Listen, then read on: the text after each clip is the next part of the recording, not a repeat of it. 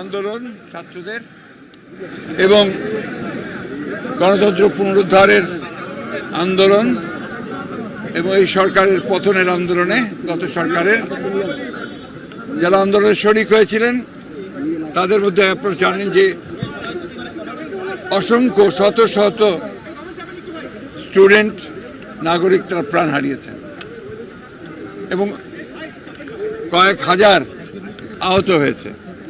আমরা আজকে এই পঙ্গু হাসপাতালে এসেছিলাম যারা আহত হয়েছে তাদেরকে দেখার জন্য।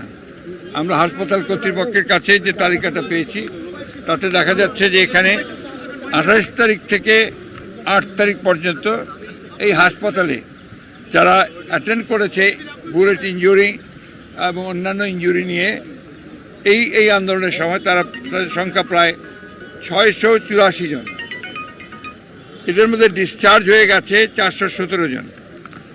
এখন এখানে ভর্তি আছে 124 জন এবং এদেরকে এখানে আপনার পা টোটালি অ্যাম্পিউট করা হয়েছে, তাদের সংখ্যা হচ্ছে আপনার 8 জন এবং আপার লিম্ব ওপরের অংশ থেকে যেটাকে কেটে বাদ দিয়েছে পা তাতে 1 জন, আর লোয়ার লিম্ব যেটা অর্থাৎ হাঁটু থেকে নিচে সেটা হচ্ছে 7 জন।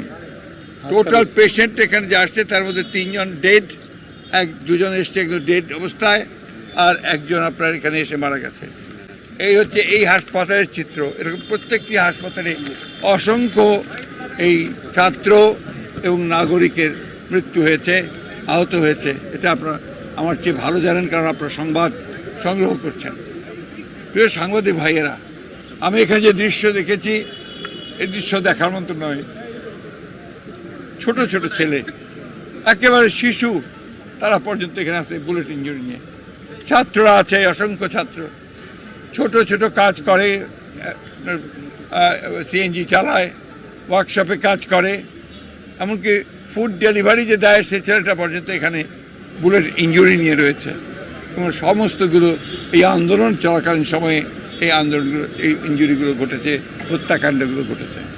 আমরা এর নিন্দা জানানোর ভাষা খুঁজে পাই না। আল্লাহর কাছে অশেষ রহমতে এই শুকরিয়া আদায় করি যে এই ভয়াবহ যে দানবীয় সরকার, অত্যাচারী, নির্যাতনকারী, হত্যাকারী যে সরকার, তাদের পতন হয়েছে আমাদের ছাত্রদের সেই নেতৃত্বে যে আন্দোলন, নাগরিকরা সহ দেশের মানুষ সহ অন্যান্য রাজনৈতিক দলগুলো সহ সেই আন্দোলনে এই সরকারের পতন হয়েছে। তারা দেশ ছেড়ে চলে যেতে বাধ্য হয়েছে। এটা আল্লাহর কাছে শুকরিয়া আদায় করি। আমি এই ছাত্র ওয়ারিয়র যোদ্ধা যারা আছে তাদেরকে আবারও স্যালুট অভিবাদন জানাই। সেই সঙ্গে আমাদের রাজনৈতিক দলের নেতাকর্মীরা যারা আহত হয়েছেন, নিহত হয়েছেন, তাদের প্রতি আমি শ্রদ্ধা এবং আমার অনুভূতি জানাচ্ছি। আমরা আশা করি অতি অল্প সময়ের মধ্যে এরা অনেকেই সেরে উঠবে, এদের আরও চিকিৎসা লাগবে। আমরা সব রকম সহযোগিতার কথা এখানে বলেছি। আমরা কর্তৃপক্ষের সঙ্গে কথা বলেছি, তাদের অনুরোধ করেছি আমাদেরকে যে সমস্ত তালিকাগুলো আমরা দেবে।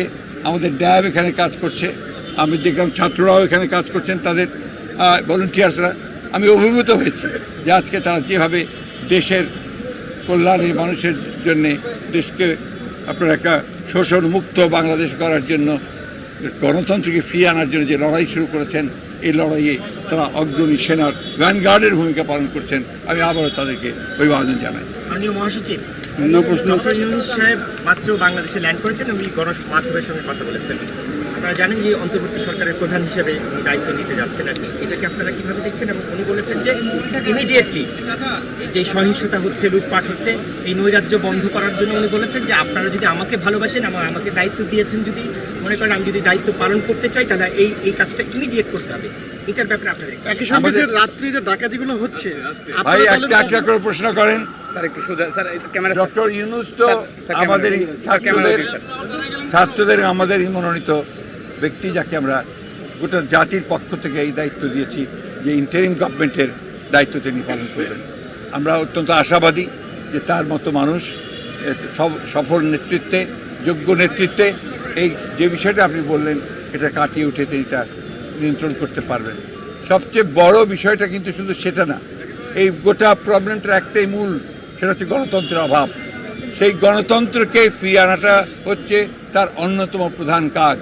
এবং তিনি ওটা যত দ্রুত গণতন্ত্রে ফিরিয়ে আনতে পারবেন ততই তিনি সাফল্য অর্জন করবেন। অন্তর্বর্তী সরকার নতুন যেটি গঠিত হতে যাচ্ছে, এটা এটা- আপনাদের সঙ্গে আলোচনা হয়েছে।